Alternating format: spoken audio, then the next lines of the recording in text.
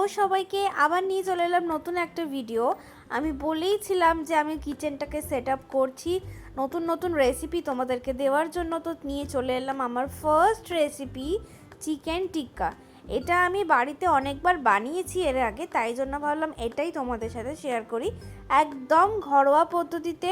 আর বাড়িতে যা যা ইনগ্রেডিয়েন্টস আছে সেই সব নিয়ে এই চিকেন টিক্কা রেসিপি তোমরা ইজিলি বানিয়ে ফেলতে পারবে।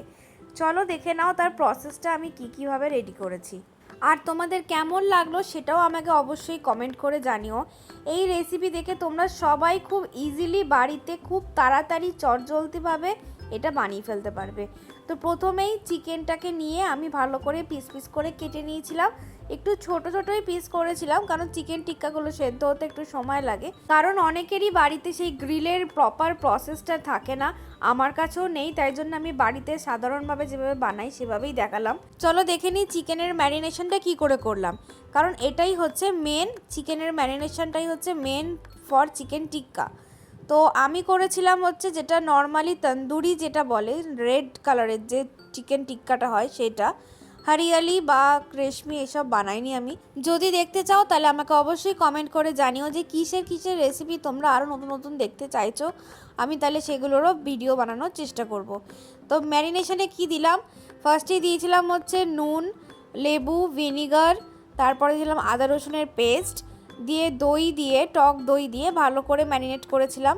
আর হ্যাঁ, দিয়েছিলাম হচ্ছে হলুদ গুঁড়ো, লঙ্কা গুঁড়ো, তারপরে হচ্ছে কাশ্মীরি রেড চিলি পাউডার যেটা হয় কালারের জন্য, সেটা দিয়েছিলাম বেশি করে। তারপরে আমি এখানে কোনো তন্দুরি মশলা কোনো ব্যবহার করিনি, এখানে বাড়ির উপকরণ দিয়েই করার চেষ্টা করেছি। যেটা দেখাতে ভুলে গেছিলাম সেটা হচ্ছে কাসুরি মেথি দিয়েছিলাম ম্যারিনেশন একটুখানি। আর খুব ভালোভাবে ম্যারিনেশন করে প্রায় 1 ঘন্টা থেকে 1.5 ঘন্টা আমি রেখেছিলাম ম্যারিনেশনটা, তবে গিয়ে চিকেনের ভেতরে ম্যারিনেশনটা ঢুকেছিল। নাহলে কিন্তু টেস্ট একদম ভালো হবে না যদি ম্যারিনেশন করে না রাখো। এবার ম্যারিনেশনের পর আমি ডিরেক্ট চলে গেছিলাম কড়াতে, কারণ আমার কাছে গ্রিলের কোনো সেটআপ নেই, আমি ননস্টিকের কড়াই করেছি। তোমরা চাইলে যে কোনো কড়াই যে কোনো পাত্রে করতে পারো।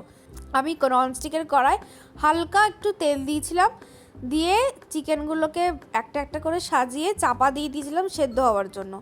সেদ্ধ হওয়াতে তোমরা ভয় পাবে না, একটু জল বেরোবে চিকেন থেকে, কিন্তু যেহেতু আমরা কড়াই করছি বা তোমরা যেখানে করছো সেখানে একটু জল বেরোবে, একটু জলটা বেরোনো শুকিয়ে দিলে, ঢাকনাটা খুলে দিলেই জিনিসটা শুকিয়ে যাবে। তারপরে চিকেনগুলোর একদিকটা লাল হয়ে আসলে অপর দিকটা ঘুরিয়ে আরেকটুখানি ভেজে নেবে, বা একটুখানি লাল লাল ভেজে ভেজে নেবে।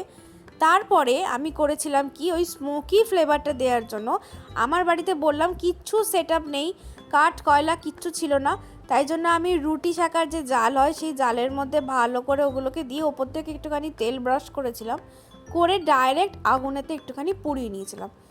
অসম্ভব সুন্দর খেতে হয়েছিল, তোমরা বিশ্বাস করতে পারবে না, এতটাই টেস্টি হয়েছিল। তোমরাও যদি করো এইরকম প্রসেসে তোমরাও বুঝতে পারবে যে ম্যারিনেশনটা ঠিক কতটা ঢুকেছিল চিকেনের ভেতরে। তোমরা চাইলে solid piece with bone piece সবেতে এরকমভাবে ট্রাই করতে পারো, অসম্ভব সুন্দর খেতে হয়। এর সাথে আরও অনেক কিছু দিয়ে তোমরা খেতে পারো, অ্যাজ আ স্টার্টার খেতে পারো, এটা দিয়ে আরও টিক্কা মশলা করে বা গ্রেভি আইটেম এতে কনভার্ট করে খেতে পারো। এর সাথে আমি একটা রাইস বানিয়েছিলাম, যেটা সম্পূর্ণ আমার একটা নিজস্ব রেসিপি, মানে বাঙালি ফ্রায়েড রাইস টাইপেরই বানিয়েছিলাম। তোমরা যদি দেখতে চাও রেসিপিটা আমাকে অবশ্যই কমেন্ট করে জানিও, আমি অবশ্যই শেয়ার করবো তোমাদের সাথে। কেমন লাগলো আমার প্রথম রেসিপির ভিডিও, এরকম ভিডিও আরও দেখতে গেলে আমাকে সাবস্ক্রাইব করে যেও।